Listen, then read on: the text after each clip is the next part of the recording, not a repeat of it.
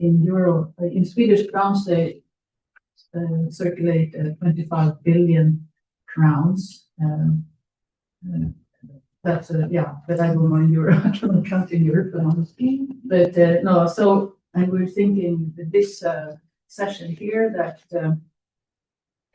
now we have the bioeconomy strategy. It's a more positive view on food production and the economy of the countryside and the importance of forestry, and also with the threat of wildfires in the south, we need to, with too many abandoned forests, something needs to happen.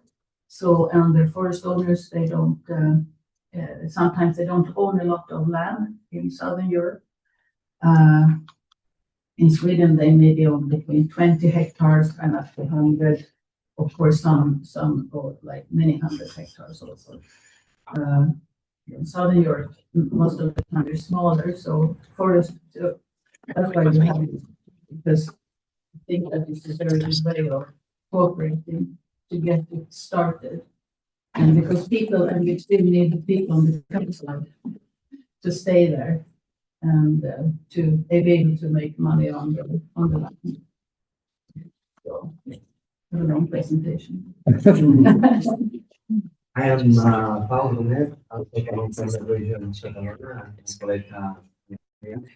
and but I am from the research side, so I belong to the Forest Science and Technology Center of Catalonia, and I am my background in forest engineering and Doctor of Bioscience Engineering. I am mainly participating in this coordination role in European projects, and also mainly focusing on transforming current vulnerable landscapes to resilient landscapes, especially against natural disturbances such as wildfire. That's one of the main threats we have down there. And indeed, since we are targeting these large-scale implementation actions, collaboration with different stakeholders is a key issue for us as well. Hello, I'm Thomas Zelou. I'm representing the French Forestry cooperative organization based in Paris. I'm forest engineer and work for the forest cooperatives since 6 years. And previously, I was working for the forestry contractors organization in France and at the national level also. So I deal with different MEP and French legislators and both the European level and state level. I am the last one. Everybody knows me already because I did yesterday a presentation of the working group missions. I come from the Spanish region of Extremadura in the southwest. We are also members in this working group in forestry through the presence of some of our researchers. Well, Extremadura is also interested in forestry, in wildfires, which is a big problem for us too. And we are, if you are attending the regular meetings of the working group forestry, you know that we are Missions and Forestry is now collaborating in a pilot project of finding common interest in several topics regarding forestry. Perfect. Thanks, Helen. Thank you. And thanks for everybody to join us today. And thank you for Alvaro for taking the lead and introducing this session. So I will not use time for that. My name is Tina Bakker, and I work at the Eastern North Finland EU office, and I'm moderating this session today. And since we are already a little bit late, I will not use too much time for the introduction part. But we have 3 speakers today with us. One is joining online, and then we have 2 speakers here in person in Amsterdam. Can I do one check? Because we have people online as well. You can't see them right here, but I want to check if they can hear us at least, because otherwise it will be a very sad Yeah, it's I'm so sorry, by the way. I just checked, some of the rooms are working, some of them are not. We should have had perfect sound. They are saying they're hearing stuff, but it's okay. I see some thumbs up. So then feel free to start. Okay, Finally. maybe I will speak here, and then when we have the presentations from the other speakers, perhaps if you speak close to this laptop, then hopefully we manage with the sound. Yeah, that's not strongly. Okay, maybe.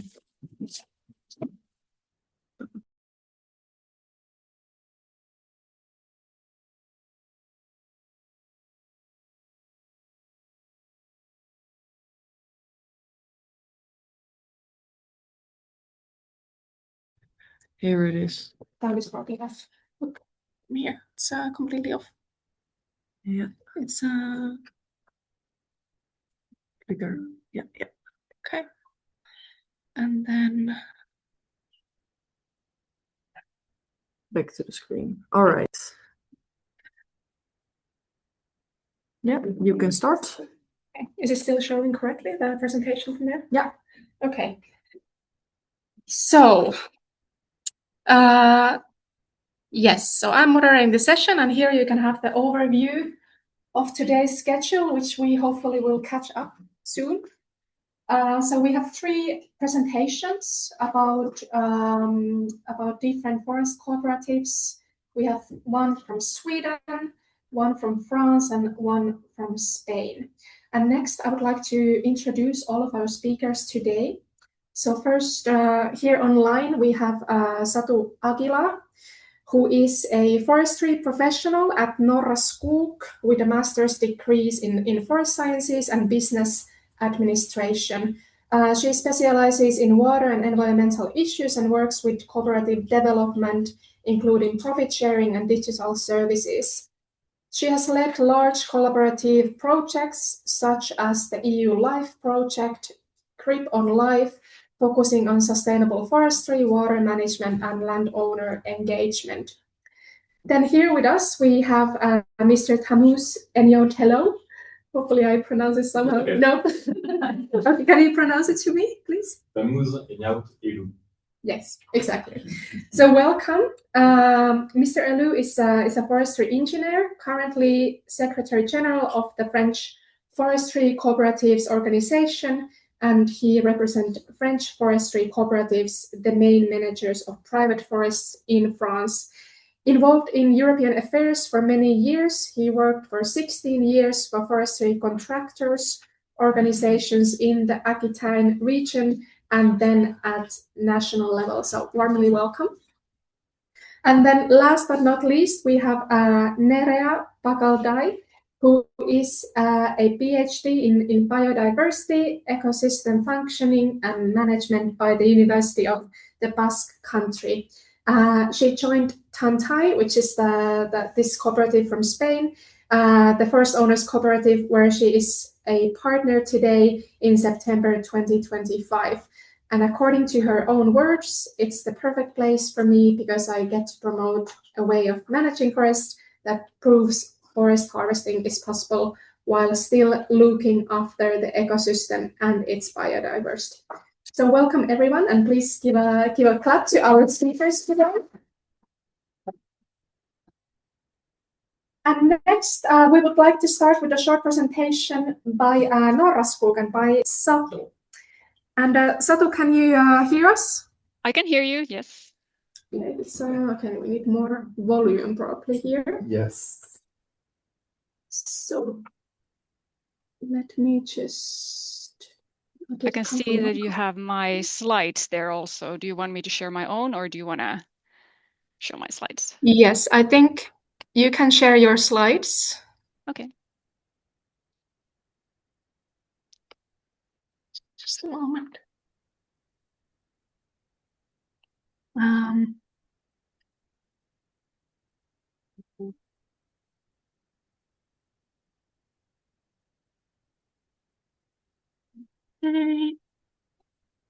Just a moment and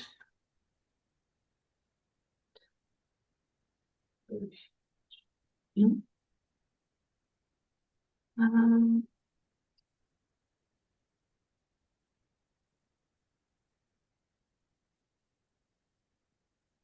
just not showing the right screen. You have example? I think so. Yeah, I'm just trying to find the. Can you help? Or if you want to share my slides, will that work? I think, okay, let's try this. Let's probably from the settings. Yeah. Sometimes you have some function for down sharing.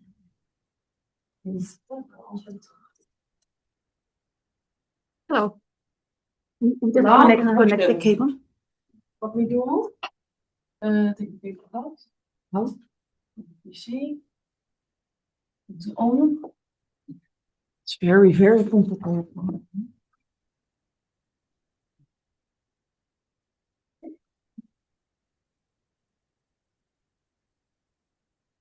It should work. Like everything should work.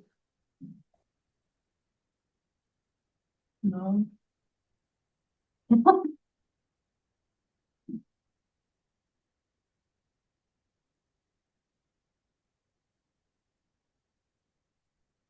Okay. Yeah. So it's not very. Let's try this. Maybe you will continue to meet them without the screen. So I think if we can connect this to the. Yeah, but I need to try if this is working.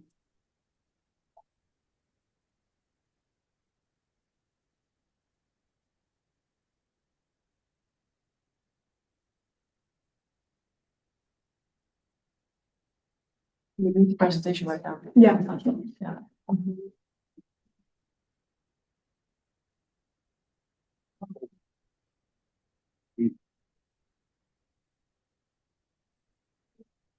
Can you just go?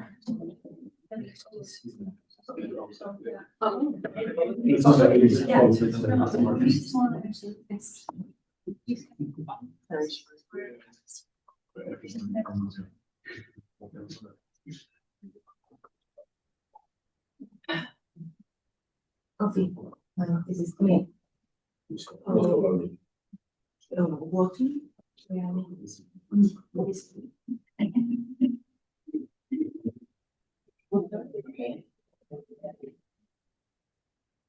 Like bringers, they can really smell when you're in a hurry.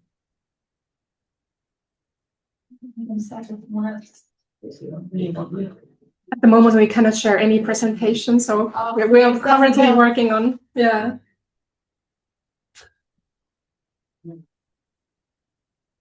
Yeah.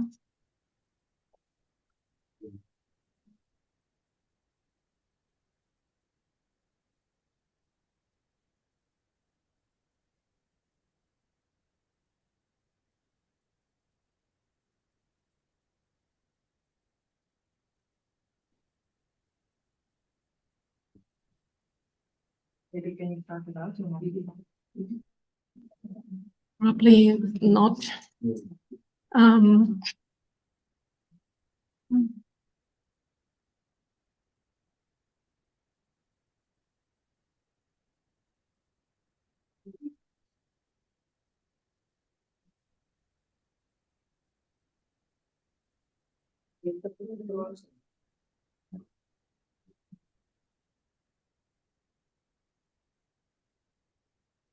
But I can connect it here. If this is now clear, I can connect it here. Yeah, it's fine. Are you having the HDMI? Yeah.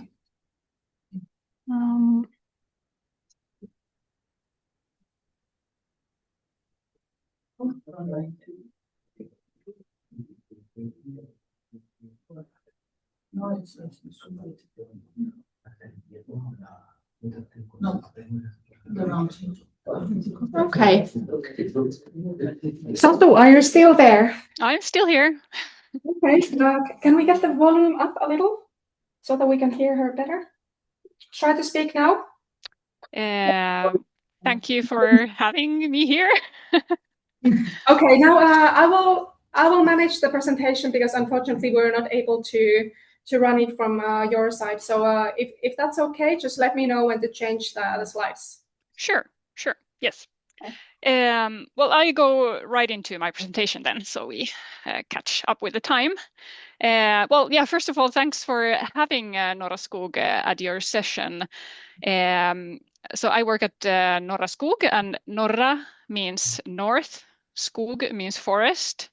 So it basically means northern forest. We haven't been more creative than that with the name, but you can turn the next slide, Tina. We are a forest cooperative, so we are owned by our 27,000 members that are private family forest owners, just like you and me, who own a forest land in northern Sweden. We own our own sawmills. We have 3 sawmills. You see one of them here in the picture. We have construction product facilities where we, for example, paint some of the products that come from sawmills. We have 1 pole factory, and then we're also co-owner of a pulp mill that is located in Sweden, but we own it together with the Finnish cooperative Metsä Group. And we operate in the northern part of Sweden, and in the next slide, you'll see a map of Sweden, and the orange area is where we operate, so the very northernmost part of Sweden. And you can see that it's about half of Sweden, so it's quite a big area and long distances from one place to the other, and also some variations on the sides in the forest. You also see there are 2 other forest owner associations that we have in Sweden that are we're the three big ones, Mellanskog and then Södra. Probably if you work in forestry, you have heard of Södra. They have some big industries. We have ordinary members that are the ones who own forest land in northern Sweden. We can also have senior members that have owned land before and have been ordinary members before, but who have wanted to stay in the association after they have given the property to the children or sold the property. Then we also have family members who are most often children to the ordinary members. So that's our way of kind of catching the next generation who are maybe not so familiar with the cooperative form of business. And in the next slide, I have a question.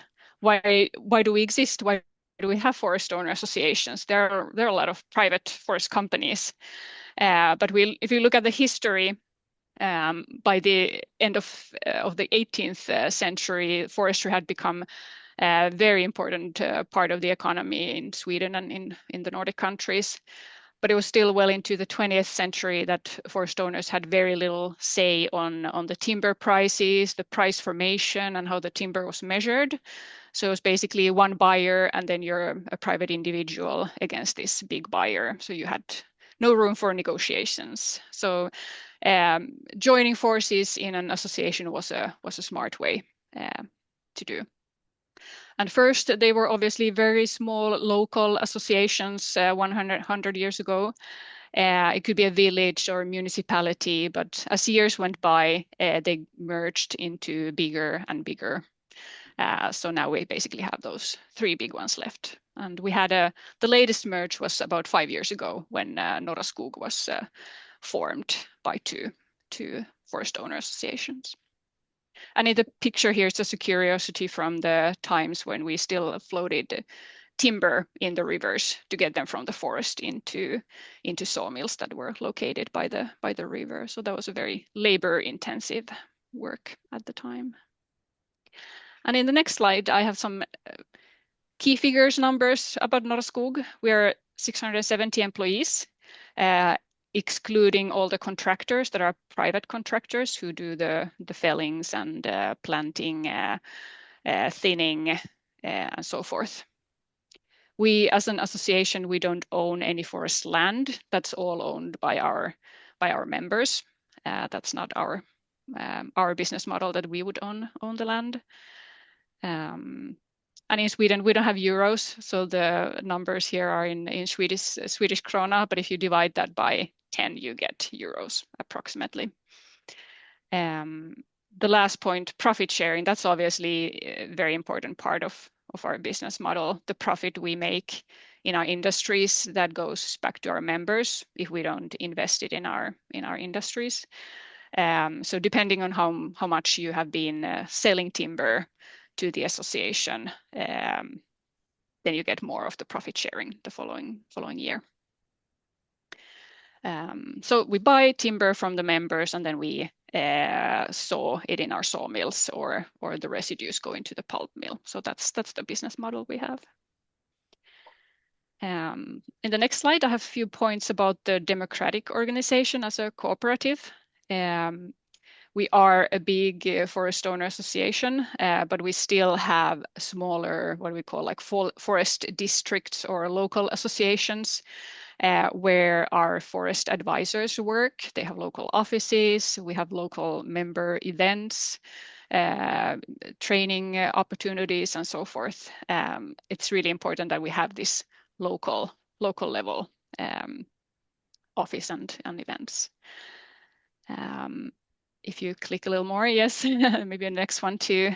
We have a system, one member, one vote, which means that it doesn't matter if you own 10 hectares or if you own 1,000 hectares, you have one vote in the association. So in the local association annual meetings, you will have a vote, and you get the vote who goes to the General Assembly. That is once per year. And in the General Assembly, 99 member representatives are then forming the highest decision-making power in the association. So they are the ones who decide who will sit in the board, will we do any profit sharing this year or not, and so forth.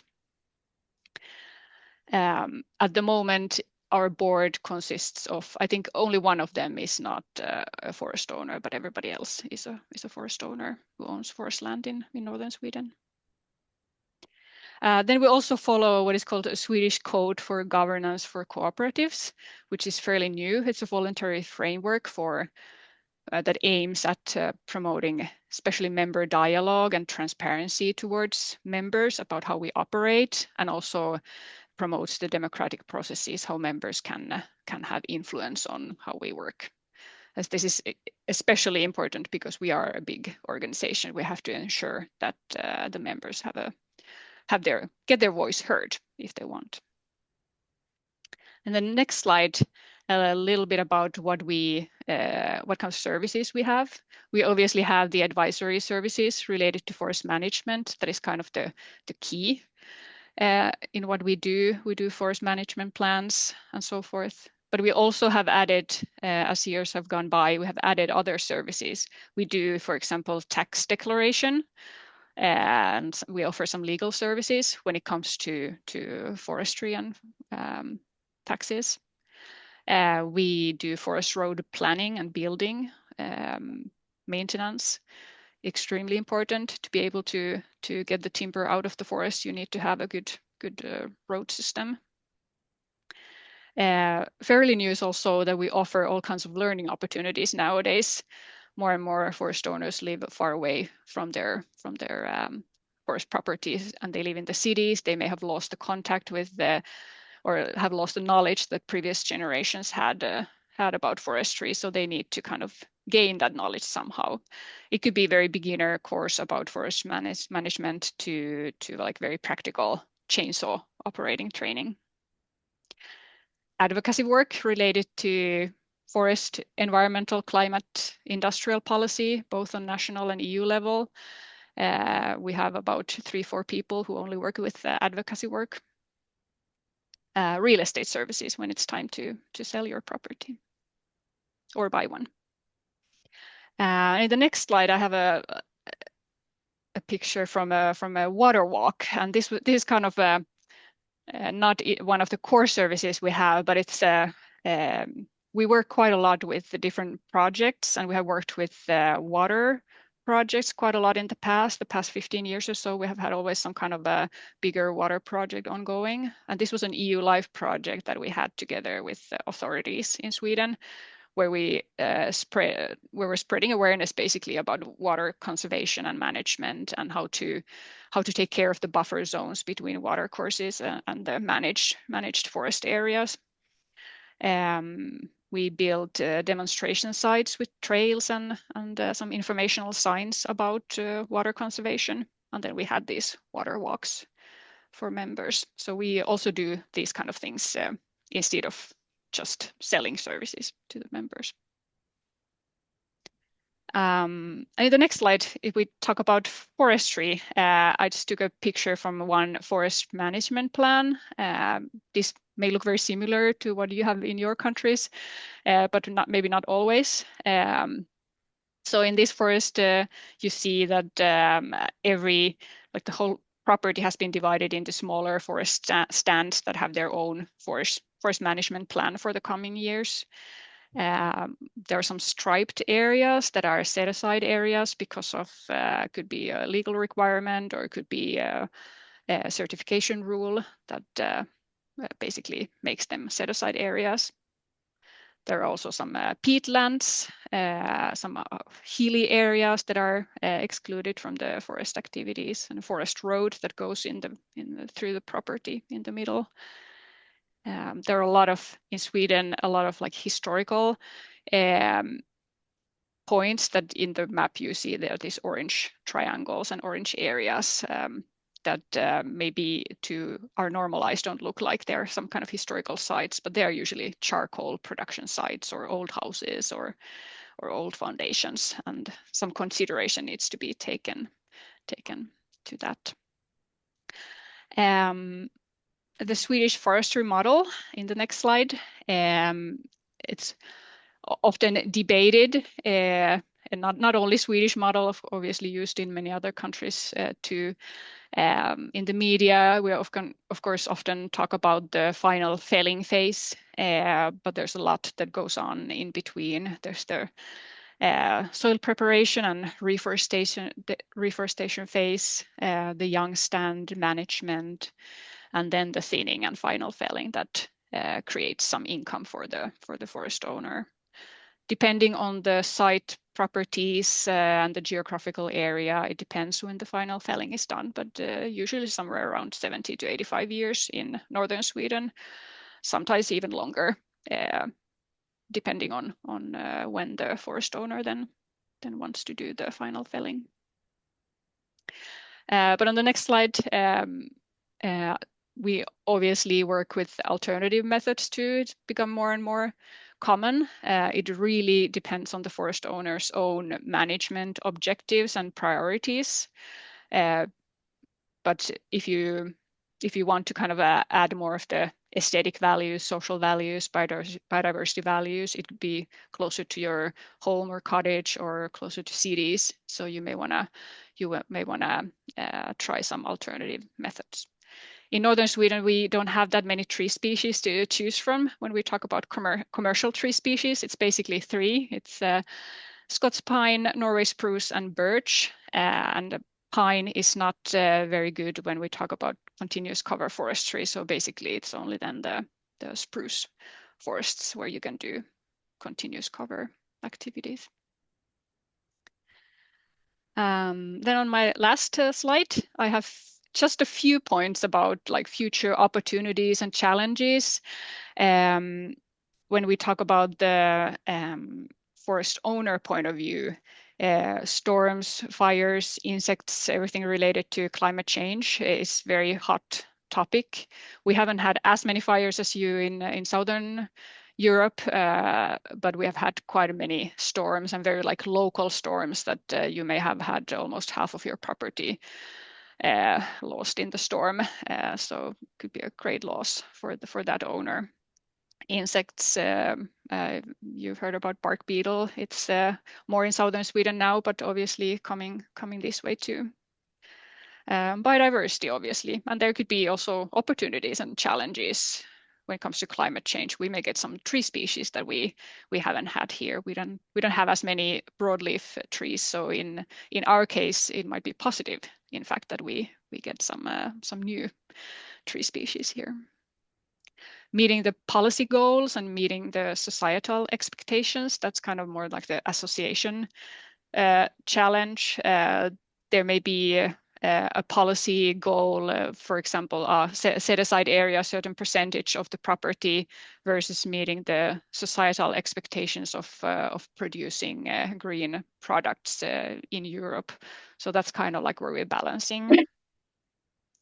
And then I wanted to add in the last point, cooperative as a business model, because at the moment we can see that the younger generation is not as knowledgeable about how cooperatives work, the financial system around it. So that's definitely a challenge for us in the future. But I think for now. Great, thank you. Thank you, Satu. And just to check at this point, can you still hear my voice properly, and is everything working? Yes, I can hear you. Okay, great. Thank you, Satu. I actually had a question prepared for you, but I suggest that we continue with the other presentation and leave all the questions at the end of the session. So thank you for this very interesting overview of this Swedish case of Norra Skog. And we will move directly to our next speaker. So Mr. Elu, please.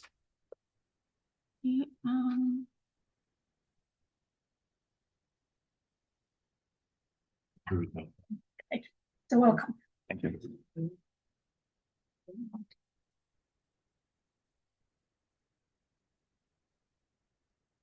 I think it's okay for everybody.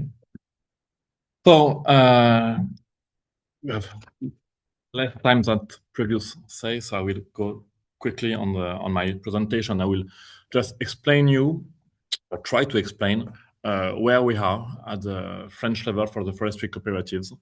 And it is really linked on the forest history in France and the ownership, because as you all know, we work for forest owners. And I will present also some forestry cooperative, my members, and I will finish with some challenges and recommendations that we have. Where we are in the French sector, so you have in the map of the France, so mostly it's 1/3 of the French area are forest. And as you can see, it comes from southwest of France to northeast. It's approximately the part where we have forest and productive forest or not. And of course, on mountainous areas, we have forest. Where we were before, 1 century ago, according to the data we have in 1840, we had approximately 9 million hectares of forest. And today, we have more than 17 million hectares of forest. So we have more and more forest regarding what is happening in the agricultural land, less and less farmers. So they don't use their land, they go to the cities, and we are speaking about that just before. So nature is there, so the trees are there. So mostly it is this, because of the agricultural abandonment. So we are there. 75% of the forests are private in France, and they belong to more than 3 million private owners. So and I will show you after this some data about the private ownership, but it is mostly this. How are the forests in France? And it is really linked to our challenges. We have more, approximately, that they say, according to the official data, 190 different forestry trees in France, which is very different of the northern countries, and thanks for Norra Skog for their presentation. We have a very diversified forest, for sure.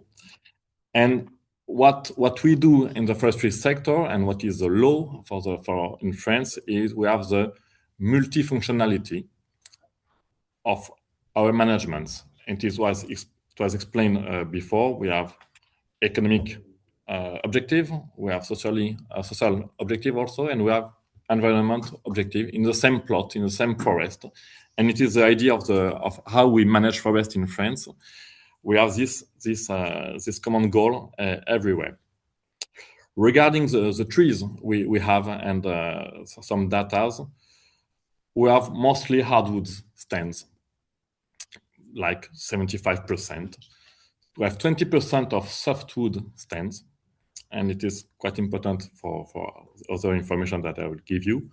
Mixed forests also, and poplar trees, which are very important for us, for the economy, but very less hectares. You can see that is the same thing about the volume, mostly. 2/3 of the forests in France are hardwoods. So it is that. Regarding some, let's say, economic value and the growth of the forest every year. So looking at the data, in 1985, we had less than 2 million cubic meters of forest. 40 years after, we have less than 3 billion cubic meters. So we have a lot of wood in France, more and more. In 40 years, it's something like plus 50% more in 40 years. So we have a lot of wood in our forest. It is a challenge for us as we manage forests also. 63% are hardwoods. And so, and I speak with a representative of the regions now, so we have a huge opportunity to develop this sector, to create employment, to develop the economy, to develop the environmental things. But unfortunately, in France, it is the data you have on the left of my screen is the trade balance of our sectors. In 2010, it was we lost money in France, our sector. Unfortunately for French sector, but thanks, and I think that the other countries are very happy to sell us woods and pulp and furniture. But the idea is that we are not competitive enough in France, and we import pulpwood and we import also furniture to do it because we need them from other countries. So who are the two countries where we take the wood? And mostly is Germany and Italy. Italy for the furniture, so very competitive about that, and other countries. So we have forest more than ever, we have wood more than ever, and the trade balance of our sector is more than ever in a deficit situation. So it is something that we want to deal with, and I will explain it after. The last picture regarding the context of the forestry sector and the forest is this. I like this kind of presentation. On the left, you have the area of forest. Green is hardwoods, and orange is softwood. The area, so we have mostly hardwoods, as I say. The same thing for the volume, approximately the same data. Regarding the production in the forest, the annual growth of our forest, and you all know that there is an annual growth. Okay, softwoods are maybe earning more and more percentage. But when we speak about harvest and we want to cut trees to sell them to the sawmill industry, which is the best wood we have, you see that the orange part is bigger than the green part. So the economy in France is more oriented on the softwood because of the market. And when I say always, the market is us. We buy, so we do the market. So regarding harvesting, is mostly for this kind of trees, mostly softwood. And the last one is sawnwood, production of the sawmill industry. So it is 80% softwood in our economy. And remember, we have hardwood, a lot of them. So you have the different data of what we cut. We cut approximately every year 38 million cubic meters, approximately to every year. Half to the logs for the sawmill industry, and after pulpwood and energy wood, it's approximately this. It doesn't change a lot. It is what is today about the economy and the sector of forestry in France. Going back to the private forest ownership, which is very important to understand where we are and where we go. A lot of data, but just remember that 75% are private forests. They belong to more than 3 million private people. So the average of the private ownership is approximately 4 hectares. It is just arithmetical rules.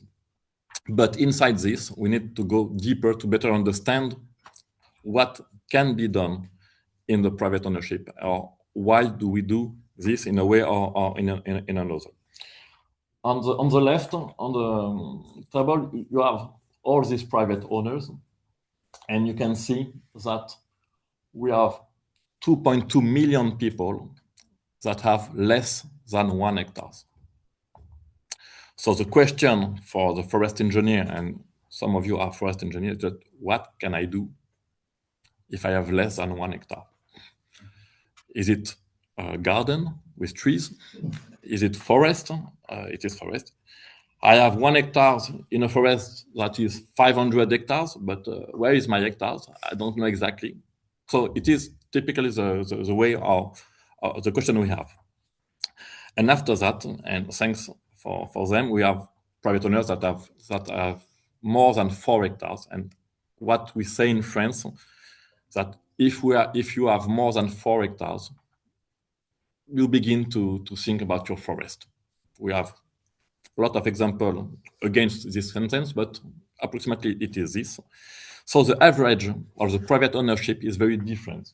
You see that when you have 18 hectares, okay, you can do very interesting things in your forest. When you have 2 hectares, the things are quite limited. So this is the forest ownership, the only data. But what we have in France on the context is that we have half of the private ownership without any proof of any forestry action since 50 years. Let's say there are forests that are abandoned. I don't know the name in English, but abandoned forests, mostly like this. So it is a huge part, it's 50% of the private ownership. And regarding the forest ownership, one of the other things that is very important for us as forestry cooperative is that approximately 30% have management plan. And the management plan for a forest engineer, it is the document that is the first one to be done, and you follow what is written in this document. So we have a huge possibility to develop this sector if we go deeper on this kind of information about the private forest ownership. What can be done? And why do they have abandonment of forest? A different explanation. What we see now in 2026, what are the trends of the forest ownership? It's very different than before, and it is normal life because the private owners are like you or me, they are real people with their own problem and with their own life and with their own capacity of different things. But for us, in the cooperative organization, it is different with our competitors, but in the forestry cooperative, they are family forests. They inherit the forest from their parent, and their parent inherits the forest of their grandparent, and so on like this. It is mostly this. So when you inherit the forest of your parent, approximately, you are already quite old. You have a business, you live in what is your business, but you are in charge of your forest during maybe 30 years, 40 years, 2 years, depending on the life. So you begin to be interesting not at the early stage, but when you inherit the forest. Our private foresters, they are not non-professional, so they are, I don't know, cookers or what, engineer in the IT system, or they don't know exactly what to do with their forest. They are not farmers. They can be farmers also, but they do not live from the revenue of their forest. So it is an extra for them, with cost also, and revenue, I hope, for them. They more and more, they live in the cities. It is the trends in France, and what I said before, this morning is the same thing with the food. Say, okay, we live more and more in the cities. And they have very different profile and expectation. Also, it was said by Noah's Cook before. Some of them are very oriented about wood production in order to have revenue in 20 years for their son and daughters or for their grandchildren. Well, some of them, they love to hunt. They have forests just to go hunting because they love it. Some of them are more looking about the carbon and biodiversity. Some of them are looking for the landscape, for the mushroom, and it is one private owners and the others are totally different, also in their expectation. But what we know now is that the expectations are really different for them, and we as forest cooperative, we need to fulfill what they want to do. And what are the trends also? We have a lot of impact, I should say, a negative impact of the digital social media networks and what is happening in this. You cut trees, you kill trees, you have done this, you should do that, and everybody have an idea to say what you go to do in your forest. I will tell you more than you, for example. And you have this kind of debate, and private owners are like us. They trust that this kind of information. Say, okay, if I do this, is it good and bad? What will the neighborhood will say, and this kind of things. Going to the forestry cooperative, there are 12 forest cooperatives in France. You have the different logo. They are very different. So the smaller one, they have 3 employees. And the biggest one, they have 700 employees, approximately. So very diverse members. All of them are my members. And what we do and what they do, they bring together private owners, and we support them to act in their forest. It is this, and to act according to the law and sustainable rules and this. I will not explain more the 3 services that we deliver to everybody. Noah Skog explained it before. Management, purchasing center also. We buy a lot of plant or paint things, so the price is lower than if they do it by themselves. And we sell the wood of our members. They evolve all over France. We are not present in Guyana or in the island in France. So democratic rules, it is the DNA of cooperative, and it was explained very well by Noah Scott before. And we deliver a global solution to the private owners. And it is a key point for them. They have one people giving them the advices they need for everything in their forest. It's better for them. What do they do? So we help private owners to manage their forest. The final decision, it is not the cooperative one. It is always the private owner one. It is same thing everywhere. So what do we do also for the sector? I think, and I really believe that the cooperative system is a tool for a competitive sector, and is also a tool for the public policies. I will explain this. What can a private owner alone can do for the sector? Okay, he can sell wood once every 5 years, 10 years, or 20 years. Okay, but what do the industry needs? To have one private owner that sell one time wood, or they need to have a better vision of the supply chain?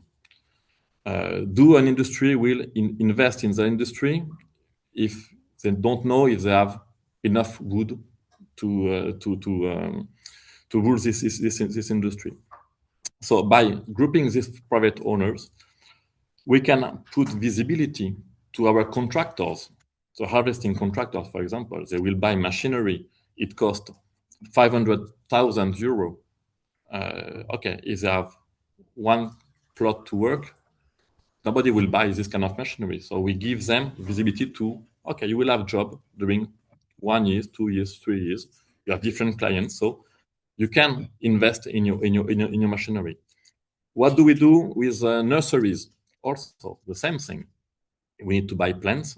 according for different reasons. Okay, one private owner will buy maybe 1,500 plants for 1 hectare. Okay, but with the Forestry cooperative, we buy millions of plants. So we can say, and we say to the nursery company that, okay, take the seeds of the oaks or the ABS and everything. You will have the market in 2 years because we are there and we will buy your trees that grow there. So we put visibility with them. And with the clients, what do? We have long-term contract with them.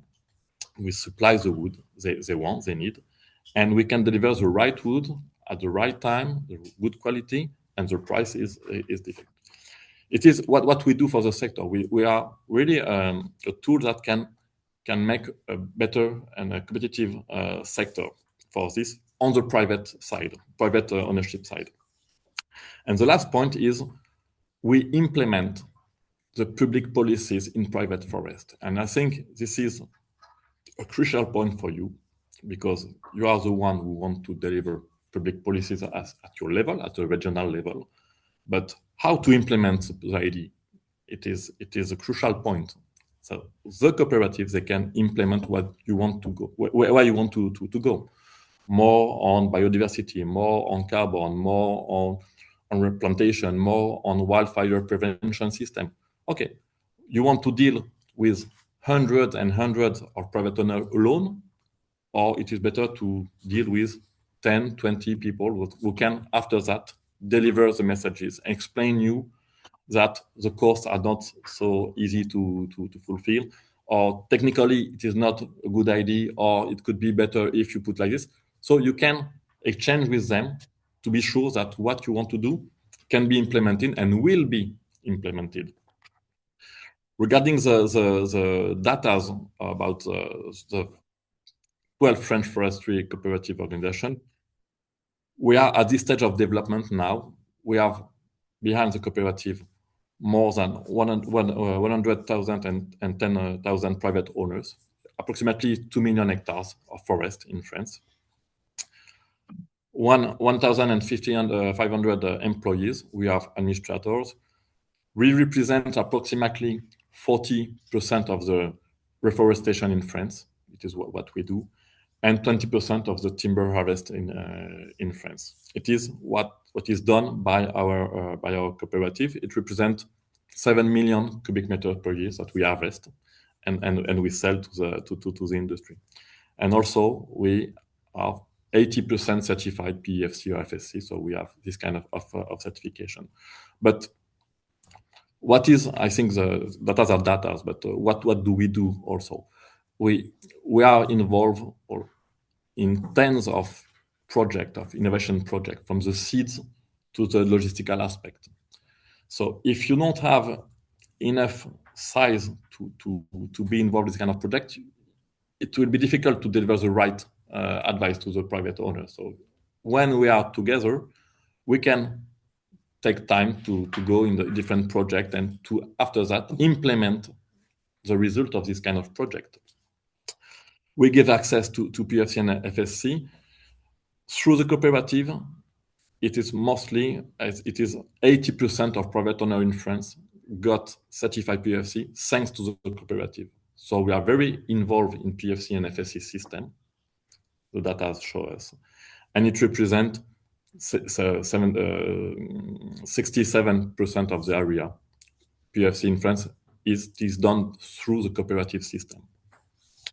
We invest now. We are not at the same stage of development than the Swedish friends, but we invest now in the sector also on nurseries, also because private owners they need the right trees, and how to do it when the nursery company want to sell its company because he got to retire and nobody wants to buy it. What are the reflections inside the cooperative? Okay, we need the plant. Nobody will send us the plant.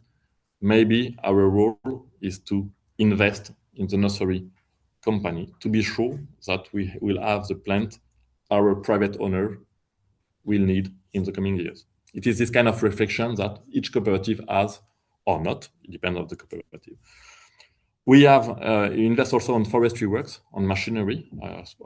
Explain you that it costs a lot.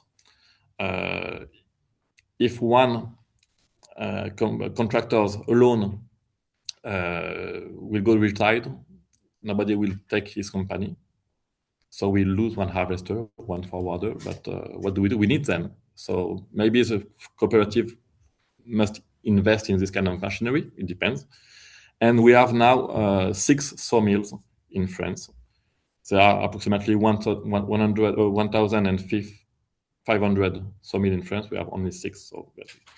And we work also about carbon and nature credit. We are working on that. Our main concern, and I would be maybe, I will go in a hurry. Just first topic is to motivate private owner to act. It is the first thing. If it doesn't want to act, nothing will be done.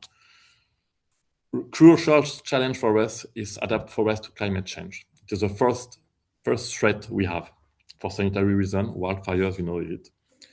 We need to protect employees also with safety, because manual work and you know it, quite dangerous. We have also vandalism. People say that you kill trees, so we need to find a skilled workforce, not easy also. And we need to put multifunctionality and competitiveness in the same thing, in the same area at the same time. So it's very difficult. My last slide are my recommendation to the public authorities. We strongly believe that a private owner alone cannot do a lot. So he must be connected with a professional forest manager to act properly. So he need advice. And we know that if we want to develop the forest cooperative organizations, the public policies must encourage active sustainable forest management and the use of wood-based products also, because if you don't have the market, quite difficult to motivate someone to do something in the forest. Last point more about policy, it's the coherence of the regulation we have at the European level or the French level. And the last point is really it is crucial for us in France now. We need to explain to the society why we manage forest and how we do it. And we need to explain them that wood is better than plastic or concrete and like this. So we need to explain them, we need to show the story, and we need to adapt also our works to the new needs or the new will of the private ownership and the society, and we are all members of the society. Thank you for the attention. And it's very comprehensive. Thank you so much for the presentation. And we move directly to the next speaker and also the last speaker of today. So Nerea Pacaldai,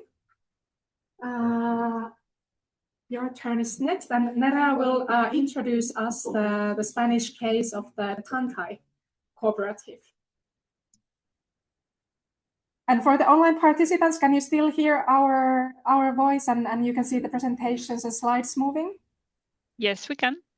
Okay, great. So I just move it from Yeah, you can just move it from there. Okay. Yeah. So 15 minutes. Yeah, let me know if I reach it. So hi everyone, I'm Nerea. And first of all, I would like to say that as Tina has mentioned, I'm a biologist and I just started in forestry last September. So I'm sorry for my lack of vocabulary and expertise in the field. But if you have any doubt I cannot answer, just let me know and I will ask my colleagues and answer you afterwards or tomorrow. So Tantai is a forest owners cooperative from the Basque Country. The Basque Country we mainly work in the 2 provinces, Gipuzkoa and Biscay, that are located in northern Spain. And for a bit of context, the main forest management there is a radiata pine in an intensive way.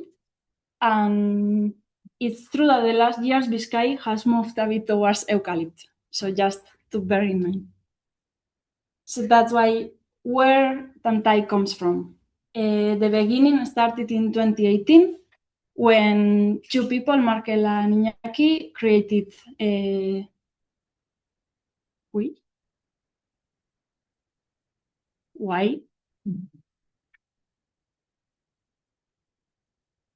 created ERIAFF Cooperative. It is a small cooperative, but it was just, let's say, typical workers' cooperative, where forest owners couldn't be members of it. And their main objective was to do a bit of forest works, but also research and also dissemination.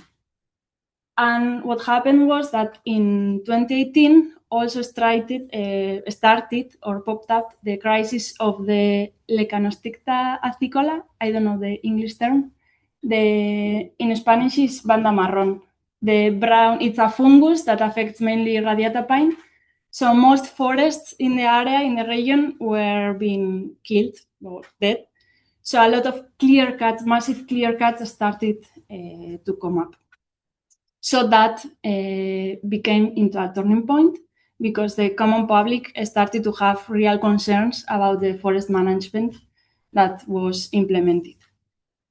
So it's true that in 2018, also ERIAFF cooperative workers started to train themselves into continuous cover forestry and offering that service, that kind of management to forest owners. And it was really well received due to the forest management crisis, due to this fungus, and also due to a generational change, because people were starting to inherit the parents or grandparents' forests. So they saw need that in order to upscale this new management method, they saw a need in order to be competitive and to offer to forest owners a bigger or wider services. Because other forest associations in the Basque Country offer advising services like funding applications, management plans, and others. So in order to that being possible, they saw the need to change the cooperative method into into one cooperative where the forest owners could be members of, so they could be part of the decisions. And that's where, let's see if, well, I guess the last one. Well, this one. So that's when, thanks to the Bagoyena 2030, they gave the main fundings in order to be possible these transitions, as well as with some public administrations and some foundation and another cooperative from the region. And that's how in 2023 Tantai was created. So who are we? Who is Tantai? These three dots represent the three member types of the three types of members of the cooperative. The bigger one, and of course is the majority of the members of the cooperative, are forest owners. The worker members, that some of us are forest owners, some of us aren't, and also supporter members. The supporter members can be public administrations, organizations, or maybe people that are not forest owners but want to collaborate with the project. And it must be mentioned that in order to be a member, they have to apply or adopt two terms. The first one is to work with native species, and the second one to manage their forest through the continuous cover forestry management. And there is a difference. I mean, we also offer services to people that are not members of the cooperative, but the members have a discount. So they have some advantages inside the cooperative. And this is our progress. And I'm feeling really small compared with the French and Sweden colleagues. We started in 2023 with 55 forest owners, 4 workers, and 16 supporters. And at the moment, we are 150 forest owners, 11 workers, and 26 supporters. So we are still small, but we are growing. And how many land do we manage? So the majority is private land of our members, that it's nearly the 70%. And the 31% is from public administrations that can be members also, and we help them manage. But it must be mentioned that we also offer our services to people and public administration that are not members. And in this case, for public administrations, we also help them manage another 2,000 hectares. So in total, we manage like 3,800 hectares. And our objectives. So first of all, to change the forest management model from the intensive one that is the main forest model in our regions to a more extensive one. And also to prove that it is possible to look after and improve the ecosystem while producing timber, that are not like two different, like opposite things that cannot coexist. And of course, to improve the working conditions in forestry, because as you've said, are really poor, bad paid, and quite risky. So in our region, where the intensive forest management is the dominant one, when we explain our proposal to the forest owners, we more or less, in a very simplistic way, explain this with this slide that represents a change from a very homogeneous, with 1-2 species forest, very simple one, to a complex forest, I mean towards complexity, with different kind of species, different ages, and a more complex heterogeneous forest management model. And for that, they usually think that it's something that we are making up and inventing ourselves. So we have to mention them also, our references that are ProSilva, for example, the Continuous Cover Forestry Group, and the AFI. I'm not going to pronounce, my French pronunciation is really bad. So the AFI network also. And we also work with, for example, Christine, that came up to the Basque Country to give a course and teach not only us, but other people that joined the course in Continuous Cover Forestry.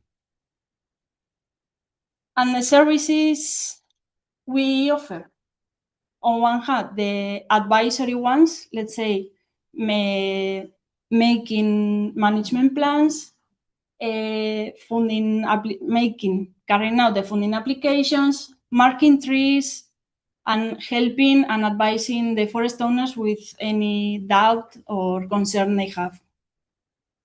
We also do the forest works, let's say, like thinning, clearing the land or the plantations. So we are one of the few companies, cooperatives, or associations that work with. We are one of the few of them that offer all the range of services. Because usually they give more the advising services, but they then just contract some other companies in order to do the forest works. And our aim is to, because we have 4 people doing the forest works in our cooperatives, and they are trained in continuous cover forestry. So our aim is to have a very specialized forest workers. And we also take part in disseminations and educating general public in what do we do, what is continuous cover forestry, how do we work, and that so it gets to be known, because it's quite unknown in our region. And also, even if it's not a service itself, we also take part in other projects like the SMURF project in this case that we are taking part in this moment, in order to achieve or take data, learn ourselves in order to improve our services. About the relationships we have with other companies and cooperatives, we are very lucky because in our region we have a quite strong and big cooperative network.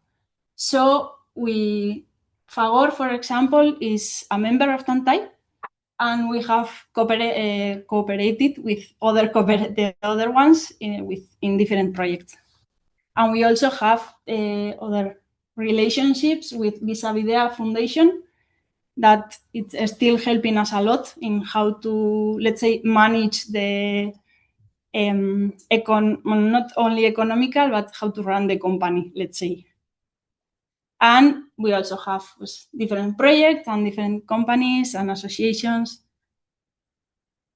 And the lessons we have learned how to run a company or a cooperative, because none of us has expertise in business. So that's a big achievement. The viability of exploitations, because the same that happens in France, in the Basque Country also, the majority of the stands are less than a hectare. So some of the times it's very different. But what we've done is to coordinate different stands that are located in a similar place and make them viable. So, okay, I'm finishing. Also, the implementation of continuous cover forestry in our region. There are forestation.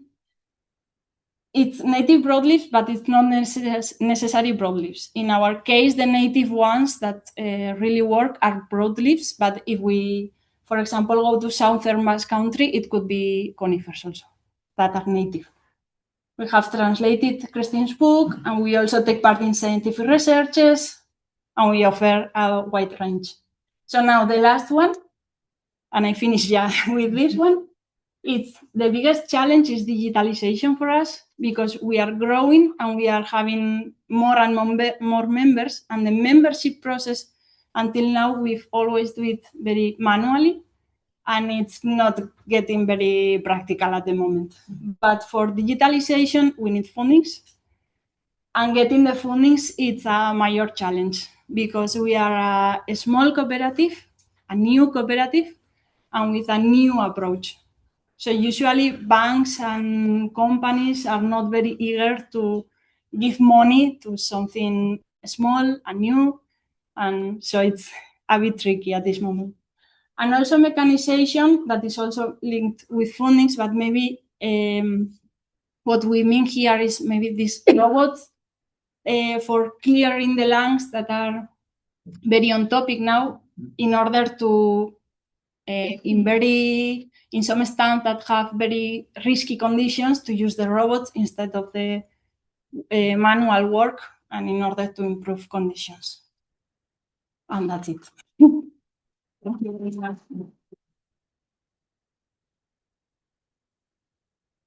Many thanks. Thank you for the presentation. And thank you for all of the speakers. I wonder if we have just 5 more minutes for questions from the audience, you think? Okay, because I think we just heard, let's put maybe this.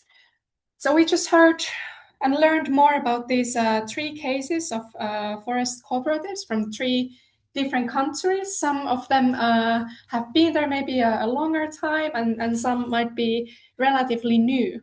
And maybe at this point, I would also like to give the floor to the audience and let you ask questions from our speakers. So was there something that you would like to know more of these presentations? Yes, please. And also introduce yourself in the beginning. I am Paulo from the Catalonian region, researcher in the Forest Science and Technology Center of Catalonia. I'm raising a question to our French colleague. You mentioned that one of your main concerns is to adapt forests to climate change. Yeah. So I was wondering, what strategy are you following for that? May I interrupt you? And if you come by the computer, because if not, the people will not hear you. Yeah, very relevant question and a very hard answer to. But the first point is the diagnosis. Where is the forest? Where is the situation? What is the soil? What are these? We have different tools coming from the scientists, from INRAE, and this morning we got one of them. That they take some different scenario. They say, okay, if the temperature is +2 degrees or 3 or 4, what will be the climate in this area, and which trees should be able, and I say it should be able because we don't know exactly what will happen tomorrow or in a century ago, which trees have the more chance to survive in what is expected to be the future climate. So we do that. We do that digitally. We have tools about that. Sol for climat. We have bioclim soil, climessence, different topics. We work with ONF, which is the public manager of the forest in France. We try to take trees from the south, mostly on the Mediterranean region, to the north, and we try to see, okay, what is good or not, what is success. And the crucial point is that the tree we plant, and you all know this, but I will say it again, the tree we plant today must survive to the climate of today and the climate of tomorrow. And that this is very difficult, but what we know that more and more the thousands trees from Turkey, from Greece, from Spain, from Catalonia, mostly they will go in the French north part. So, but the crucial point is the diagnosis done by a manager. But we can plant some hectares, but we have 17 million hectares to do, and we don't act in all of these forests. But it is the first thing. It is the first thing why, on 2 points, for the forest, trees are dying, and also for the workers. When we spoke about the safety, when it is 40 degrees outside at 9 in the morning, you have casque, you have gloves, you have everything. You cannot work in the forest properly. It is this. So it's a crucial point. The first point is this: climate change. It is first on the red list. Okay, thank you. And if I may also ask one more question, maybe from all of you speakers. So if you can once more come over here, and Satu, are you still there on Zoom? I'm still here. Okay, great. So maybe, and please keep your answers very short, so one minute maximum. I would like to ask one more question of all of you. So each of your cooperatives have followed a different path, shaped by your country's forest culture, land ownership structure, and policy environment. So looking back, which 3 factors have been the most decisive for your cooperative's success? And do you think those factors are transferable to regions where forest cooperativism is still in its early stages? And maybe, Satu, if you want to start by answering very shortly, one minute answer to this question. Sure. Well, first thing that comes to my mind is merging into bigger associations. I think that has been the key in everything we do, starting from when the challenges were in negotiating the timber prices to what is it is nowadays. I think being big definitely has its advantages, but at the same time, I think like not forgetting to be present and active at the local level, that's also key. So I think that's kind of like the balancing in between being a big organization and having that like local anchoring. It's crucial.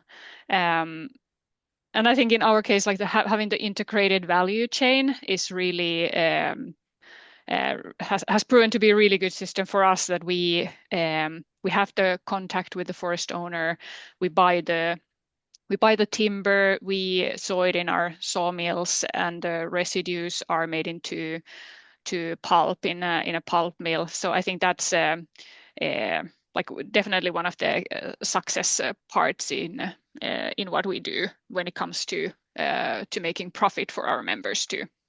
yeah, competing in the timber market with the bigger players. Great, thank you. And next, Thomas. Maybe. Do you want to? I don't care. Okay. And I know that your cooperative is still in its early stages, so maybe you can also look ahead a little bit. That I was going to say that I will take notes from Nora and from France to learn in order to improve. But in our case, to that beginning of the cooperative, what we think is very key is to have a very united team with the same objectives and the same, let's say, ideas, in order to have it like very clear and the same path. And once you have the same path, it's like to make contact and to find different companies, other cooperatives that will be your colleague in the future also. But we are still working on that. So great. Yeah, maybe the success is the will to do something together. It is when private owners want to do something together and not alone. I want to do something with her, because if we are together, we are bigger for sure, but we are smarter also on different reflection and different things. It is the first thing that if they want to do something together is always good. What is a success also? I think it's the model of a forestry cooperative. Everyone has his own place. You have big, you have small, you have softwood or hardwood. You have the place in your cooperative. You have one voice. You can say when it goes in a bad way. You can say also, you can speak when it's a good way. So one person, one vote. You can be involved in the cooperative. So I think it's very modern and democratic rule. So it is a success of that.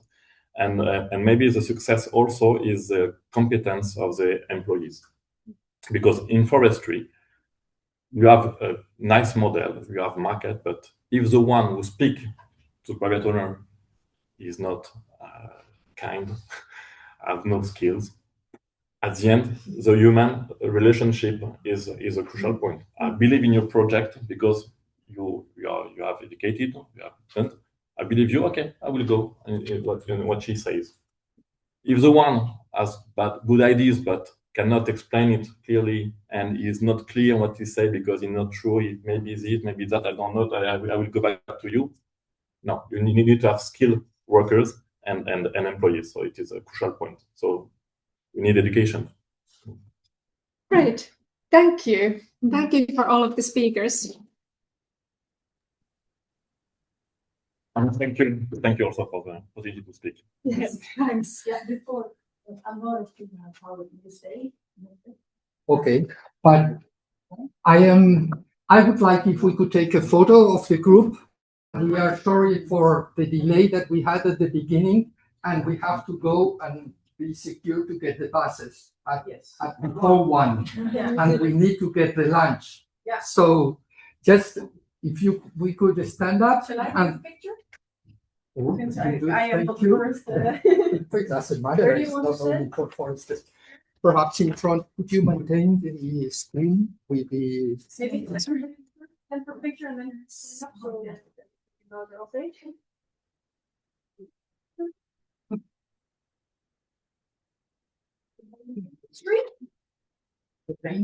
I wanted to mention one thing that was a big surprise for me, the fact that you mentioned that 2 million of the forest owners in France have less than 1 hectare. That's amazing. And the fact that half of the forest area is abandoned. Yeah. That's amazing. On the private It's forest. a private forest. Is that data published? Yeah. Okay, I need to find it.